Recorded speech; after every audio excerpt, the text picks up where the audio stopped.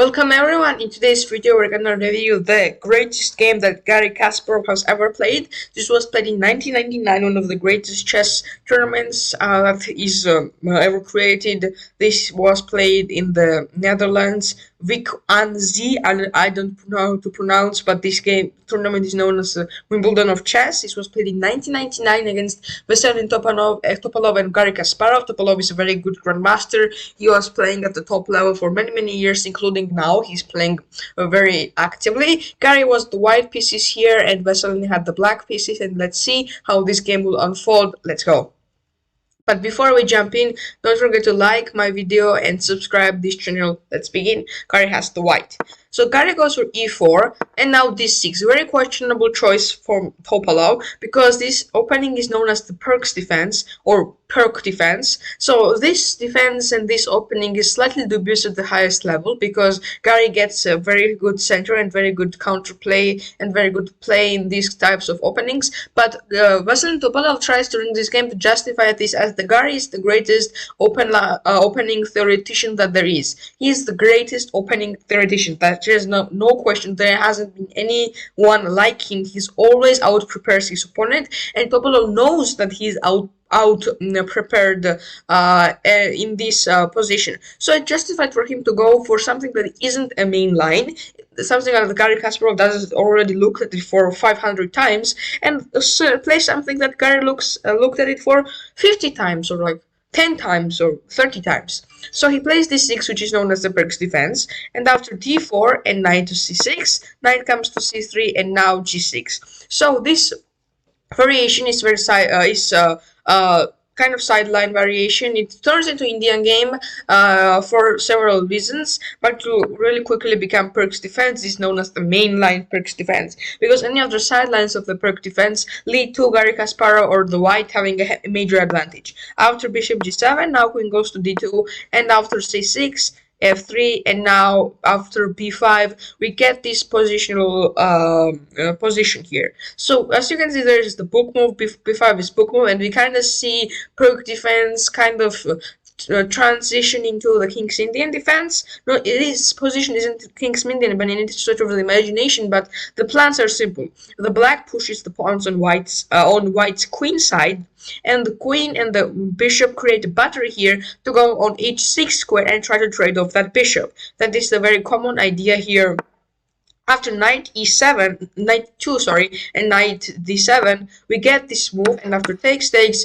When I look at this position as a 1500, I have to say that if I had to say someone who is winning, I would say that the white is winning because this queen's active, but isn't very covering many squares. It isn't in the center, but it's active, and this knight is good, and the center is Garry has the center, and these pawns look ugly for me, like pawn on c6 and pawn on b5 isn't very good, and this bishop is blocked. How can you free up that bishop? So I would like to ask that question, but obviously Engine disagrees because it says that the best move in this position is to just develop the bishop. Bishop b7 is just very normal, or queen a5 or some sort of attacking move would do it. And Veselin Topalov plays bishop b7, and I would like to see how Garry deals with it. Okay, he goes a3, he disallows move b4, and after e5, Veselin Topalov tries to bait Kasparov into pushing the pawn. Pushing this pawn will be a disaster because it is a horrible move because you disallow yourself from this square. You're gonna open up your opponent's bishop after he takes here, and you're gonna lose many of your advantage. So for the beginners, don't play when someone plays e5. Don't play d5 instantly because it isn't very a good move. It also almost hangs a pawn, so it doesn't really help you at all. After castles, long castling helps Garry to protect the pawn and also solidify that pawn that it is not it is not a weakness actuality because it is protected. So it isn't a very bad move for Garry to castle. It is actually a very good move. After queen e7, now king goes to b1, and after a6, knight comes to c1, and after long castles, knight comes to b3. So we get this position where I think that these knights covering these squares are very important and also blocking the pawns. And even though if someone has to attack in this position, it's Garry, I think, because Garry's knights can jump in and the pawns are very interactive here. They can anytime exchange and get into a very active position. So I would still say that Garry is winning here, but by a very slim margin. He takes d5, it takes d4, and rook takes d4. After rook takes d4, rook is getting very active. This pawn is very loose because no one's defending it other than the queen, and it's always an issue like that. If you can distract the queen, you can win the pawn here. And some Vasily has to do something about this pawn. But he goes c5. c5 is an excellent move. But c5 move also weakens this pawn more because now you can't push the pawn forward because the pawn on c6 isn't there to support it. After rook goes to d1, knight goes to b6, we get the g3. G3 is a little bit inaccurate, going for that check. Is a good idea, but Vasily just can play queen b8, king b8. Even though it is light inaccuracy, it's a very good move. It's sidestepping this check, knight a5 by Garry, and now this position is equal because Engine says that this move was a mistake. This move was a mistake for several reasons. So queen f4, or coming with the queen back, or playing bishop g2 by Engine seems good because bishop g2 opens up the lines of tensions, but Garry probably thought that jumping in with and trading the bishop and then playing bishop g2 was the better idea, so he goes for this. And after bishop a8, very good move by Topolov. Topolov doesn't allow Garry Kasparov to trade the bishops while Garry hoped to do it.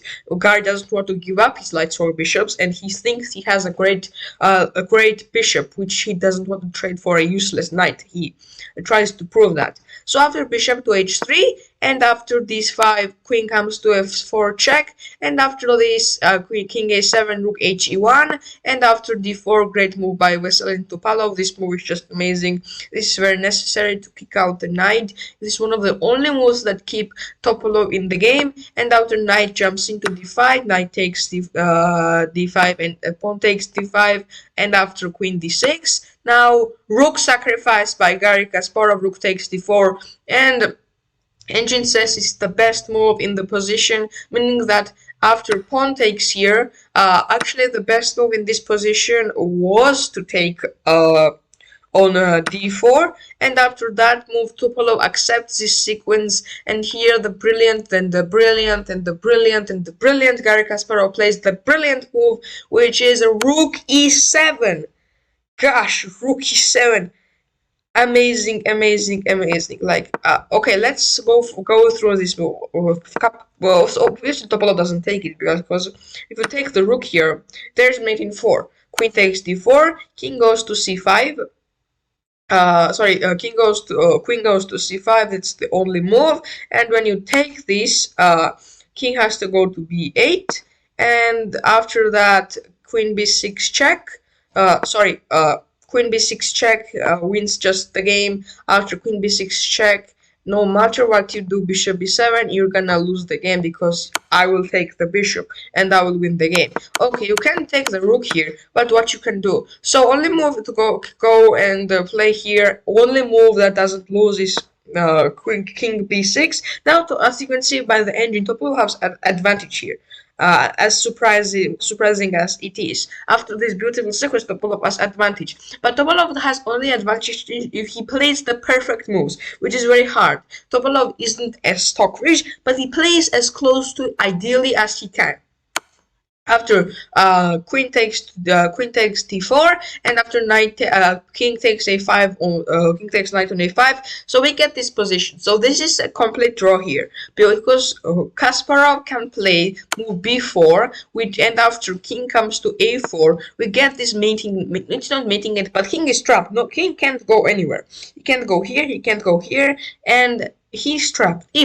If Kasparov finds a way to break through that king, he will win this game. And also, Topolov has 6-point advantage here. 6-point material advantage and hanging rook. So let's see what Kasparov does here. He doesn't even look at the rook, and he plays queen c3. Why? Because if you take the rook, queen b3 is checkmate.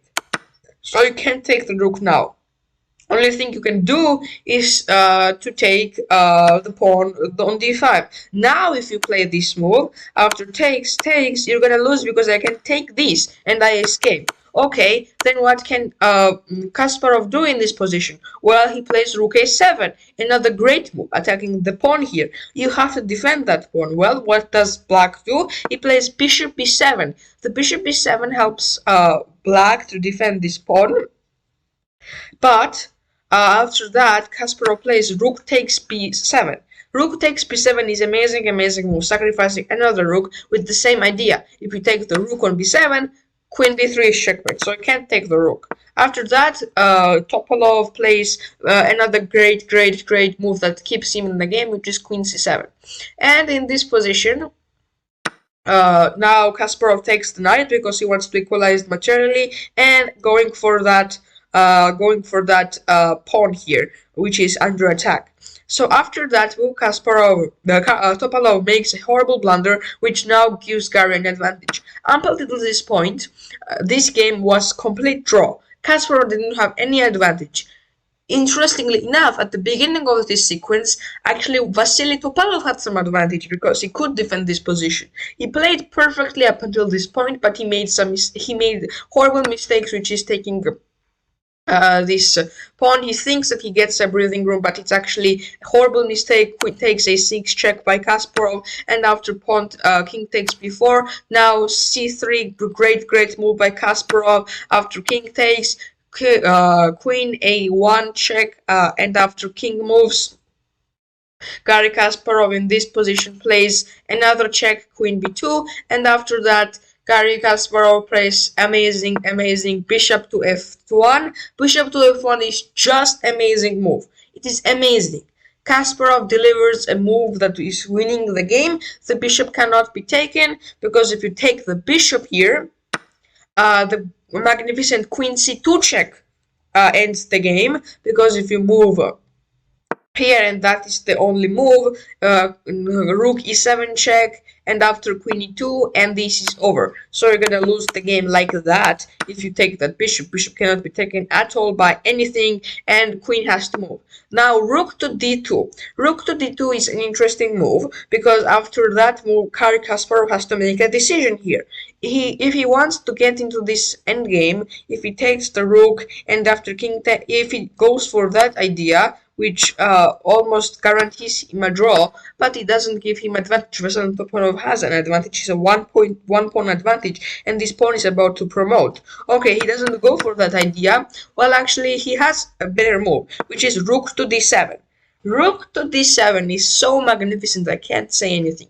You can't take the queen because you're under pin, and you can't take the rook because you can take the rook, actually it's the best move, but you can't really take it because you're gonna lose the game. This happened in the game. Vasily Topalov took it, and after Garry takes the queen here, only move is to take the bishop, and now amazing queen takes h8 by Garry Kasparov. Beautiful sequence that will end the game in a very few minutes. Rook comes to d3, queen goes to a8, and after pawn push check, king e2, Topalov has one chance to promote the pawn, but it's nothing, because after Garry plays king c1, comes to a blockading position, this game is simply over. After rook comes to d2, now queen goes to a7, and this game is over, because no matter what you do, you go to queen e2, which is the best move. Queen takes h7, you're gonna pick up some pawns, and there's no way that you can break through. And in this position, on move 44,